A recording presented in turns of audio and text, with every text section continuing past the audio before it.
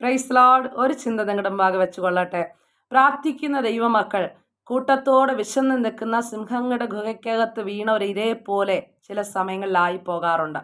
ആമേൻ. ഏത് സമയത്തും കടിച്ചു കീറി ആമേൻ നമ്മളെ ഇല്ലായ്മ ചെയ്യുവാൻ കൊല്ലുവാൻ തക്കവണ്ണം കാത്തു നിൽക്കുന്ന ചില കൂട്ടരുടെ മുൻപിലേക്ക് പ്രാർത്ഥിക്കുന്ന ദൈവമക്കൾ വീണു പോകാറുണ്ട്. ദാനിയേലും അപ്രകാരം തന്നെയാണ് വീണു പോയത് കേട്ടോ.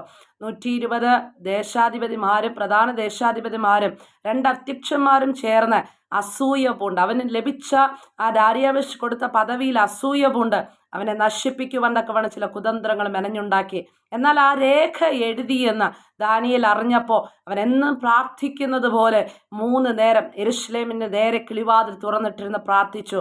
പ്രാർത്ഥിക്കുന്ന ദൈവ പൈതൽ ആമേൻ ചിലപ്പോൾ ഗുഹയ്ക്കകത്ത് വീണെന്ന് വരാം. പക്ഷേ ആ ഗുഹയ്ക്കകത്ത് കിടക്കുന്ന സിംഹം വാ തുറന്ന് നിന്നെ ഉപദ്രവിക്കണമെന്നുണ്ടെങ്കിൽ, അത് നിന്നെ ഭക്ഷിക്കണമെന്നുണ്ടെങ്കിൽ, നിനക്ക് ഉപദ്രവ കാരണമായി തീരണമെന്നുണ്ടെങ്കിൽ ദൈവബദലെ എൻ്റെ കർത്താവ് വിചാരിച്ചാലേ പറ്റത്തുള്ളൂ.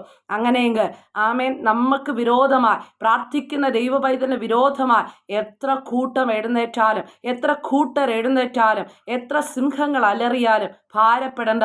ആമേ അലറത്തേ ഉള്ളൂ. ആമേ നമ്മൾ ചിലപ്പോൾ അതിനകത്ത് വീണെന്ന് വരാം, സിംഹങ്ങളെ കണ്ടെന്ന് വരാം. പക്ഷേ അത് കടിച്ചു കീറി ഭക്ഷിക്കുവാനോ നമുക്ക് ദോഷമായിട്ടൊന്നും ചെയ്യുവാനോ എൻ്റെ ദൈവം അനുവാദം കൊടുക്കത്തില്ല. ദൂതനെ ഇറക്കിയതുപോലെ ആമേ ആ സിംഹങ്ങളുടെ ഗുഹയ്ക്കകത്ത് ദൂതൻ ഇറങ്ങിയതുപോലെ നമ്മുടെ വിഷയങ്ങൾക്ക് നടുവിൽ ദൂതൻ ഇറങ്ങും. പ്രാർത്ഥിക്കുന്ന ദൈവ പൈതലിന് വിരോധമായിട്ട് ഒരു സിംഹം ആമേ വാതുറക്കുവാൻ എൻ്റെ സ്വർഗത്തിലെ ദൈവം അനുവദിക്കുകയില്ല.